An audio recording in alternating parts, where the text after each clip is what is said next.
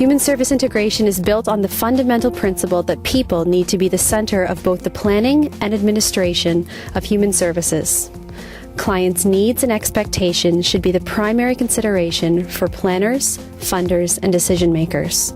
Each year, OMSA presents local municipal champion awards to recognize the great work done by teams from amongst the CMSM and DSAB staff across the province. In 2011, there was a strong focus put on the community initiatives that are having great success demonstrating the principles of human services integration.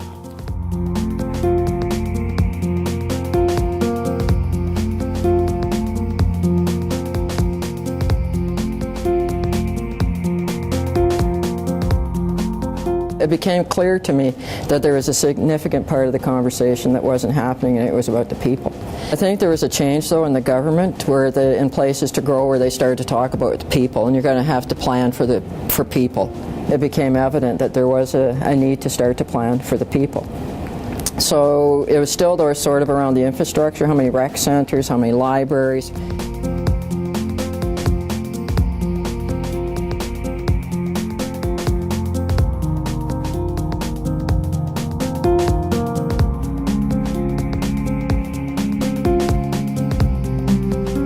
So why am I doing it? It's back to why I love my city and why I do what I do. It's in our human services business. For me, it's the call to action document. It's the plea for help document. It's the legacy piece that we have to do on behalf of our community.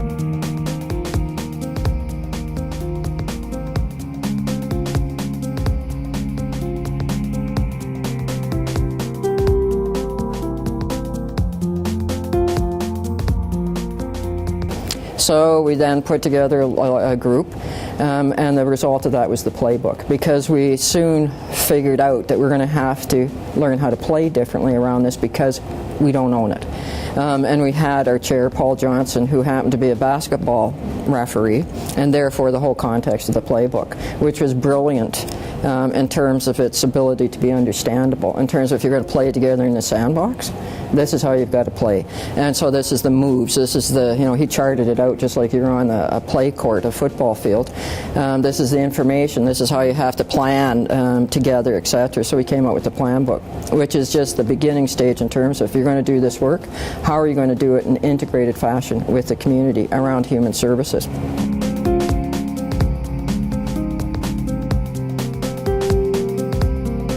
The next light bulb was you would never build a road if you didn't understand what the state of the road was. We in the human services sector have no understanding of what the state of our human services infrastructure is. Why would you plan for infrastructure if you don't know what you got? I sat around the table one late night and we've decided that we've got a crisis. We have a crisis that's no less than the crisis in the hard infrastructure, but unless we can start to quantify it and talk about it like the people in the hard infrastructure areas do, we'll get nowhere. So that's the human services integrated planning that Hamilton's doing. I think it's leading edge, and I think it will set the stage for us to have a voice where we need to have a voice on behalf of the citizens in our community.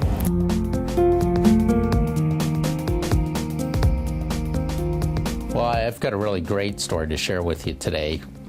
We're here in my parents' home. This is Lloyd and Lois, and it's anybody's parents. This is your parents anywhere in the province. So we partnered with the Community Care Access Program about a year ago to start what's called Community Referral EMS. And what that's real simply about is when somebody calls for 911, and they need an ambulance, but they have some other needs that are better met by some other service, then the paramedics refer that those individuals to those other services. So working example, a woman who in another part of the city continued to fall, and I can tell you my parents are in that category.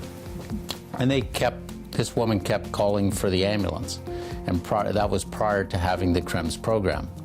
Then once we started the CREMS program, she fell, the paramedics responded. That happened 3 times in 24 hours. They referred the lady to the CREMS program. That launched the Community Care Access to put her into a Falls Clinic program, and we haven't picked her up since, and we've since visited her, and she's in great health and they solved the falls issue. To date, we've referred 400 people to other services, and so we're seeing some remarkable results. So it improves the quality of life for those individuals that we refer. The other thing it helps us do is reduce our call volume. Often these are persons that call us frequent basis, so it helps us be available for the other life-threatening emergencies that we respond to. We've started to integrate that with community services, public health, police services, and other agencies using the Human Services Plan initiative to help guide our planning processes for the future.